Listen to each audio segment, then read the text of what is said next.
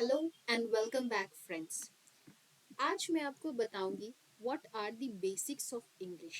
ठीक है, इंग्लिश में हम कैसे पढ़ते हैं, कैसे लिखते हैं और इंग्लिश को कैसे समझते हैं।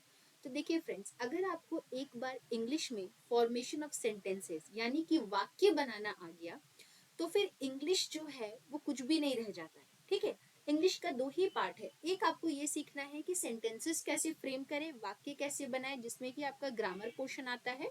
और दूसरा आता है कि आपको इंग्लिश में वेकैबुलरी कितनी आती है। ठीक है, उसमें शब्द कितने आते हैं। अगर ये दो चीज आपको आ जाता है तो फिर इंग्लिश सीखना बहुत डिफिकल्ट या फिर बहुत ज्यादा मुश्किल नहीं होगा। तो चलिए फ्रेंड्स, आज शुरू करते हैं आज का वीडियो। सबसे पहले हम समझेंगे बेसिक्स, जो है कि हम इंग्लिश बोलना कैसे सीखेंगे। ठीक है, तो उसमें हम सीखेंगे सबसे पहले आज कि सेंटेंस यानी कि वाक्य कैसे बनाते हैं। तो सबसे पहले हमें ये जानना है, हम सभी लोगों को ए टू जेड कम से कम आता होगा। ठीक है, ए टू जेड जो है ये सिंगल लेटर्स इसे जो कहते हैं या अल्फाबेट्स कहते हैं। ठीक है, ये है आपके सिंपल अल्फाबेट्स। ठीक है, वर्णमाला जिसे हम कहते हैं। हिंदी में जैसे हम काखा गागा हमें आना चाहिए, उसी तरीके से अंग्रेजी में हमें ए टू जेड आना चाहिए। ठीक है, उसके बाद आपको दूसरी चीज जो ध्यान में रखनी है स्टूडेंट्स, वो है कि इस ए टू जेड में से 5 ऐसे शब्द हैं जिनको हम वॉवेल कहते हैं। ठीक है, वो है ए, ई, आई, ओ और यू। ठीक है, इसे हम क्या कहते हैं, इसे हम कहते हैं वॉवेल।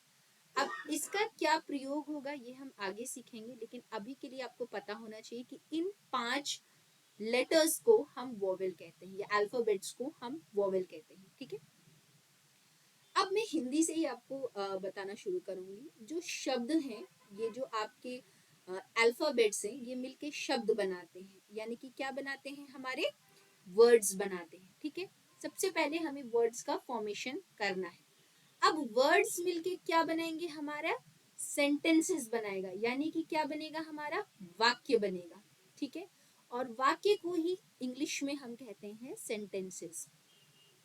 ठीक है, अब आपको ध्यान में रखना है कि आप जितने डेली बोलने वाले शब्द सीख सकते हैं, इस पर भी मैं एक वीडियो बनाऊंगी, वो आपको सीखना है। ठीक है, आपको वर्ड्स सीखना है। जैसे कि अगर मैं कहूँ कि मैं आपको एग्जाम्पल दे रही हूँ कि जैसे सब्जी के नाम हुए, फलों के नाम हुए, ठीक है, जानवरों के नाम हुए। डेली यूज में जैसे कि अगर चेयर है, तो चेयर एक इंग्लिश शब्द है। ठीक है, अब हिंदी में उसको हम कुर्सी कहते हैं, इंग्लिश में क्या कहेंगे, चेयर कहेंगे। ठीक है, तो इसी तरीके से जितने भी आप इंग्लिश वर्ड सीख सकें आपको सीखना है, क्योंकि जब आप ये इंग्लिश वर्ड्स जानेंगे तभी आप वाक्य बना सकते हैं, यानी कि सेंटेंसेस बना सकते हैं। ठीक है, अब आ जाते हैं, हम थोड़ा सा बात कर लेते हैं सेंटेंसेस पर कि सेंटेंसेस यानी कि वाक्य जो हैं वो कितने प्रकार के होते हैं। ठीक है, देखिए वाक्य में अगर हम देखें तो बहुत सारे प्रकार के वाक्य होते हैं। ठीक है, कुछ प्रश्न होते हैं जो हम पूछते हैं, लेकिन हमें यहाँ पे जानना है पहले कि एक होता है आपका कंप्लीट सेंटेंस। ठीक है, एक होता है आपका कंप्लीट सेंटेंस मतलब पूर्ण वाक्य। इसमें क्या होता है, जैसे मैं आपको हर जगह उदाहरण देकर समझाऊंगी। जैसे मैं आपको बताती हूँ, जैसे एग्जाम्पल है, हैरी इज अ टीचर। ठीक है, कहने का मतलब, यहाँ पर कहने का तात्पर्य ये है कि हरी एक टीचर है। ठीक है, शिक्षक है, हरी एक शिक्षक है। तो यहाँ हरी देखिए, ये हरी जो है, अभी मैं फ्रेंड्स आपको आगे बताऊंगी क्या है, लेकिन ऐसे समझने के लिए समझिए, अगर आपको हिंदी में आता है तो हरी एक संज्ञा है। ठीक है, हरी संज्ञा हो गया, यानी कि हरी हो गया नाउन, क्योंकि यहाँ मैंने किसी का नाम लिया। करेक्ट। इज क्या है, इज है एक आपका वर्ब। ये देखिए यहाँ पे लगा ना ए, अ टीचर। हमने अ क्यों कहा, क्योंकि यहाँ पे ए जो है एक, यहाँ पे हम इसलिए इसको अ लिख रहे हैं। देखिए वॉवेल्स में क्या होता है, यहाँ पे ही मैं आपको समझाते हुए चलूं। अगर आप कोई भी शब्द लिख रहे हैं, ठीक है, और उस शब्द या तो ए से शुरू हो रहा है या ई से, आई से, ओ से या यू से, तो उस शब्द के आगे लगता है एन। ध्यान रखिएगा, इसके अलावा बाकी सारे शब्दों के पहले लगता है ए या द। अब देखिए यहाँ पे क्योंकि टी से शुरू हो रहा है टीचर, ये भी क्या है, एक शब्द है, ठीक है। तो टी से क्योंकि टीचर शुरू हो रहा है तो इसी वजह से इसके आगे ए लगा है, ठीक है, एन नहीं लगा है। हम इसको पूरा अच्छी तरीके से करेंगे एक नए वीडियो में जहां मैं आपको वॉवेल्स और कॉन्सोनेंट्स के बारे में बताऊंगी, बट अभी के लिए इतना ज्ञान आपको होना चाहिए, ठीक है। तो कहने का मतलब ये आपका हो गया। और टीचर जो है ये डेफिनेटली आपका क्या है, एक वर्ड है, मतलब कह रहा है कि क्या है वो, ठीक है, डिस्क्राइब कर रहा है, ओके। तो हरी इज अ टीचर, ये क्या हो गया, ये एक कंप्लीट सेंटेंस हो गया स्टूडेंट्स, ठीक है। अब अगला सेंटेंस, ये भी एक सेंटेंस है, जैसे अगर मैं कहूँ उदाहरण के तौर पे सिट डाउन, ठीक है, तो ये भी एक सेंटेंस हुआ, ठीक है। ये स्टैंड अप, स्टैंड अप, लेकिन यहाँ पे देखिए, यहाँ पे कोई संज्ञा नहीं है, यहाँ पे आपका कोई, आप कहोगे कि विशेषण नहीं है, यहाँ पे कोई वॉवल्स का यूज नहीं किया गया, लेकिन ये भी एक तरह का सेंटेंस है। अगला टाइप का सेंटेंस आ जाता है क्वेश्चंस, जो हम क्वेश्चन पूछते हैं, ठीक है, यानी कि प्रश्न पूछते हैं, वो भी एक प्रकार का क्या हुआ, सेंटेंस हुआ। उदाहरण के तौर पे मैं फिर से आपको दूं, ये ईजी मतलब एग्जाम्पल होता है, मतलब उदाहरण के तौर पे क्वेश्चन हो गया, हु इज हरी, ठीक है। तो ये हो गया क्वेश्चन, यहाँ पे हमेशा एक प्रश्नवाचक चिन्ह आएगा, ठीक है। तो हु इज हरी, हरी एक टीचर है, हरी इज अ टीचर, ठीक है। तो ये आपका हो गया प्रश्न। तो इस प्रकार से अलग अलग सेंटेंसेस होते हैं, ठीक है। तो हमें उससे ही सीखना है कि ये जो मैंने यहाँ पे लिखा, हरी इज अ टीचर, ये हम किस तरीके से लिखेंगे, ठीक है। तो चलिए आइए इसको तोड़ते हैं, समझते हैं कि सेंटेंसेस का फॉर्मेशन कैसे होगा। देखिए फ्रेंड्स, अगर मैं आपको क्लियरली बताऊं तो सबसे पहले सेंटेंसेस या किसी वाक्य को फॉर्म करने के लिए आपको आना चाहिए पार्ट्स ऑफ स्पीच, ठीक है। इसका एक एक अलग अलग क्लास होगा जो मैं लूंगी आपका, ठीक है। पार्ट्स ऑफ स्पीच में क्या होता है कि आपका सब कुछ आ जाता है, जैसे कि मैं यहाँ पे लिखना नहीं चाहती हूँ, बट मैं आपको इन शॉर्ट बता रही हूँ। जैसे संज्ञा आ जाएगा, संज्ञा मीनिंग टू से नाउन आ जाएगा, ठीक है। क्रिया आ जाएगा, क्रिया मीनिंग टू से आपका टेंसेस आ जाएगा, ठीक है। फिर आपका सर्वनाम आ जाएगा, यानी प्रोनाउन आ जाएगा। तो इस तरीके से पार्ट्स ऑफ स्पीच बहुत सारा होता है, कंजंक्शन हो गया, प्रोनाउन हो गया, नाउन हो गया, ठीक है, एडजेक्टिव्स हो गया, विशेषण हो गया, ठीक है। उस तरीके से बहुत सारे हैं, ठीक है। लेकिन हमें कुछ कुछ बेसिक और मेन चीजें अभी समझनी है कि जब हम सेंटेंस लिखते हैं तो उसमें क्या होता है, ठीक है। तो चलिए फिर से मैं एक एग्जाम्पल के तौर पे चलती हूँ, सेम सेंटेंस को लेते हैं और इसको देखते हैं। सेंटेंस है हरी इज अ टीचर, ठीक है। देखिए हरी जो है यहाँ पे, ये है हमारा सब्जेक्ट, क्योंकि यहाँ बात किसके बारे में कर रहे हैं, हम हरी के बारे में बात कर रहे हैं। किसके बारे में बात हो रहा है, हरी के बारे में बात हो रहा है। तो हरी क्या हो गया, हरी हो गया हमारा सब्जेक्ट। हरी क्या है, सब्जेक्ट को जो भी चीज फॉलो करता है दैट इज योर प्रेडिकेट, ठीक है, दैट इज योर प्रेडिकेट, ये आप ध्यान में रखिएगा, ठीक। जिसके बारे में हम बात कर रहे हैं वो सब्जेक्ट है, उसके बारे में कौन क्या बोल रहा है वो एक प्रेडिकेट है, ठीक है। इसके अलावा अब हमें दो तीन चीजों का ध्यान देना है जो कि मैं आज आपको समझाना चाहूंगी। छोटे छोटे शब्द हैं जिसे हमें ध्यान देना है। देखिए अगर सबसे पहले मैं यहाँ पे दोनों चीज को मिक्स करूंगी, दैट इज लिंग जो हम जानते हैं, ठीक है, स्त्रीलिंग हुआ या पुल्लिंग हुआ, और एक वचन वाली चीज जो हम जानते हैं, एक वचन हुआ या बहुवचन हुआ, ठीक है। तो मैं यहाँ पर लिख देती हूँ, ठीक है, जिसको हम लोग इंग्लिश में मैस्कुलिन और फेमिनिन कहते हैं, और हम लोग सिंगुलर और प्लूरल कहते हैं, ठीक है। तो ये दोनों चीज आपको आना चाहिए, एक आपको लिंग आना चाहिए और एक आपको सबसे पहले सेंटेंस फॉर्मेशन में वचन आना चाहिए, ठीक है, कि एक वचन है या बहुवचन है। तो लिंग में मैं आपको बताती हूँ, इंग्लिश में अगर हम लिखेंगे, सॉरी वचन में मैं आपको पहले बता रही हूँ, अगर इंग्लिश में लिखेंगे तो that is singular and plural, ठीक है, यानी कि एक वचन, और यहाँ पर आ जाता है हमारा बहुवचन, ठीक है। पहले इसको हम समझेंगे, पहले इसको मैं सिंपल सिंपल वर्ड्स आपको सिखा देती हूँ ताकि इंग्लिश जब हम सेंटेंसेस फ्रेम करें तो उसमें हमें ज्यादा दिक्कत नहीं होगा, ठीक है। अब यहाँ पे समझेंगे अगर एक सिंगल लड़की के बारे में हम कह रहे हैं तो उसे हम लिखते हैं शी, ठीक है। मैं इनका कलर चेंज करती हूँ फ्रेंड्स, शी, ठीक है। अगर लड़की है तो ही, अगर लड़का है तो। ये हो गया हमारा एक वचन। हम किसी एक लड़की के बारे में बात करें तो उसको शी से संबोधित करेंगे, अगर एक लड़के के बारे में बात करें तो ही से संबोधित करेंगे। अगर वही बहुत सारे लोग वहां पे हैं तो क्या हो जाएगा, शी, ठीक है। शी मतलब उनके बारे में मैं बोल रही हूँ, ठीक है, तो वहां हो जाएगा दे, ठीक है। उनको हम दे बोल सकते हैं, ओके। या फिर अगर बहुत सारे हैं और उनको हम संबोधित कर रहे हैं तो दे, देम, ओके। दे भी होगा या फिर देम भी होगा, ठीक है। तो ही और शी को हम लोग दे या देम कहेंगे। अब इसमें क्या होता है स्टूडेंट्स, इसमें कोई लिंग डिफाइंड नहीं है, ठीक है। यहाँ पे ही शी दोनों के लिए दे और देम हम ही बोलेंगे, ठीक है। उसके बाद हम आ जाते हैं आई। आई का मतलब है कि मैं अपने आप को बोल रहा हूँ, ठीक है। मैं हो गया आई, ठीक है। मैं, अगर मैं अपने बारे में बोल रही हूँ तो आई विल से मैं, ठीक है।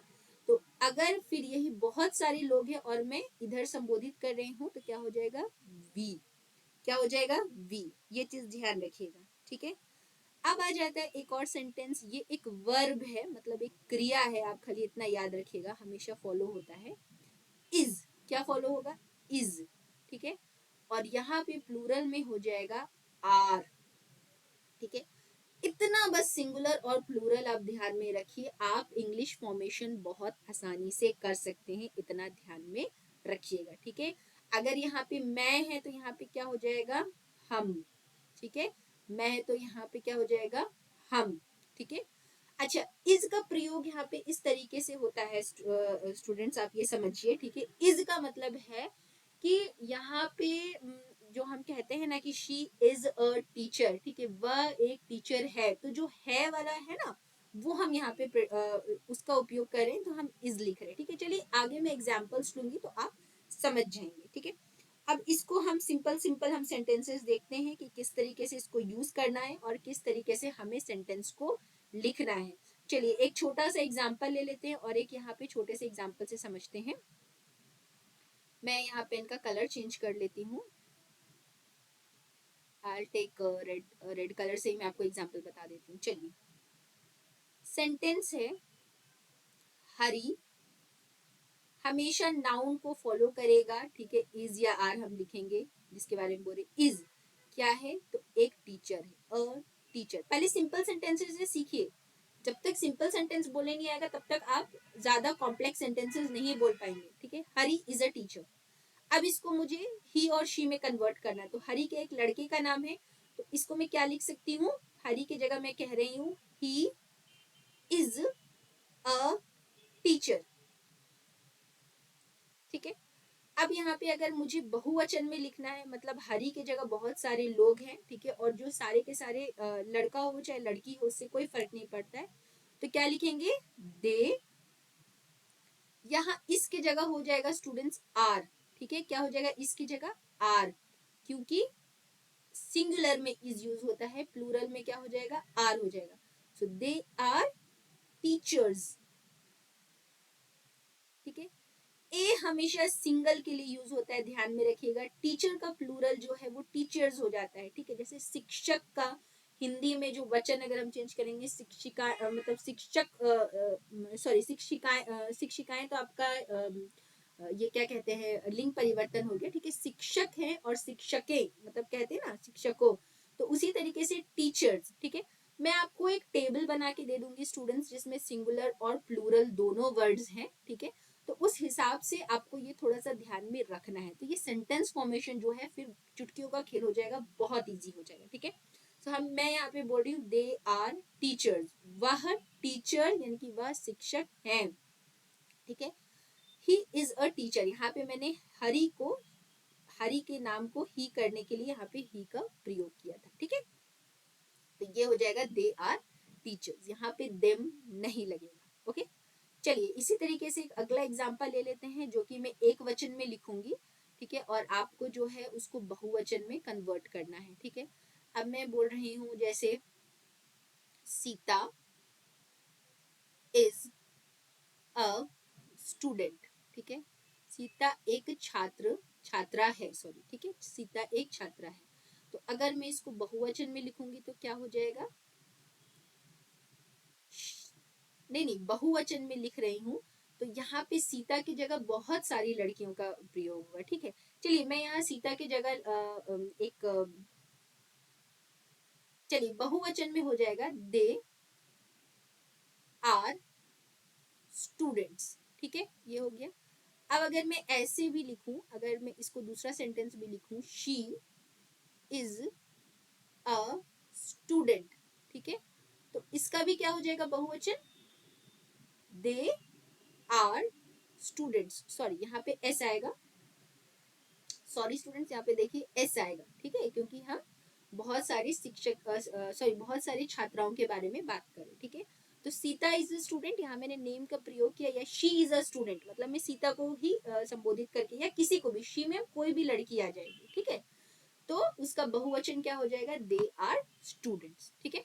तो अब इसी का हमें एक सिंगुलर और प्लूरल जो है वो जानना है, ठीक है। मैं उसकी आपको टेबल दे दूंगी नेक्स्ट क्लास में, जब हम सिंगुलर और प्लूरल जो एक पूरा क्लास लेंगे तो आपको समझ में आ जाएगा। यहाँ पे जस्ट सेंटेंस कैसे फॉर्म करना है वो मैं आपको सिखा रही हूँ, ठीक है। चलिए अब अगला सेंटेंस देख लेते हैं। अगला सेंटेंस में थोड़ा सा कॉम्प्लेक्स सेंटेंस ले रही हूँ, और मैं यहाँ पे कहना चाहती हूँ कि new Delhi, new Delhi is the capital of India. देखिए स्टूडेंट्स, इसमें जो है, इसमें बहुत सारे पार्ट्स ऑफ स्पीच यूज हुए हैं, ठीक है, इसमें बहुत सारे पार्ट्स ऑफ स्पीच यूज हुआ है। सबसे पहला है न्यू दिल्ली, ये एक संज्ञा है, ठीक है, संज्ञा है, बिल्कुल संज्ञा है, ये एक नाम है, मतलब मैं कहूँ तो ये एक नाउन है, ठीक है। Is the capital of India, the, ठीक है, सिंगल के बारे में बात करें इसलिए, इज क्योंकि सिंगुलर है इसलिए। न्यू दिल्ली क्या है, देखिए यहाँ पे मैं आपको कह रही थी, यहाँ वोकैबुलरी काम आता है, राजधानी है, कैपिटल का मतलब होता है राजधानी, ठीक है। शायद मेरी हिंदी की स्पेलिंग सही है, मुझे जहां तक लगता है, ऑफ इंडिया, ठीक है, नई दिल्ली इंडिया की राजधानी है, ठीक है। So new Delhi is the capital of India. और ऑफ जो यहाँ पे स्टूडेंट्स है, ये है आपका प्रेपोजिशन, ठीक है। तो हमें यही पार्ट्स ऑफ स्पीच सीखना है। मैं आपको ये सेंटेंसेस जो बना रही हूँ इन और बता रही हूँ, कहने का मतलब मेरा यही है कि अगर आपको पार्ट्स ऑफ स्पीच आएगा तो आपको ये जानने में आसानी होगा कि एक शब्द के बाद जो दूसरा शब्द आएगा वो कैसा होगा और क्या होगा, ठीक है। तो ध्यान रखिएगा, हमेशा इसी तरीके से फॉलो होगा। हमने नाउन लिखा है, हमने वर्ब का यहाँ यूज किया है, ठीक है। कहीं कहीं प्रेपोजिशन भी लगता है, जहां हमें दो नाउन्स को जोड़ना रहता है, या जहां हमें कभी दो सेंटेंसेस को जोड़ना रहता है, ठीक है, या कभी किसी के बारे में कुछ बोलना रहता है, तो कहीं कहीं प्रेपोजिशन का भी यूज होता है, ठीक है। चलिए अब आज की क्लास में इतना ही स्टूडेंट्स, आपको बस खाली इतना ही जानना है, ये हमारा basics of English formation of sentences का क्लास 1। अब अगली क्लास में हम जो है इसको डिटेल में करेंगे कि सिंगुलर क्या है, प्लूरल क्या है, और नाउन क्या होता है, वर्ब क्या होता है, प्रेपोजिशन क्या होता है, उसको कहाँ पे किस प्रकार से इस्तेमाल करना है, ये हम अगली क्लास में सीखेंगे। So thank you very much.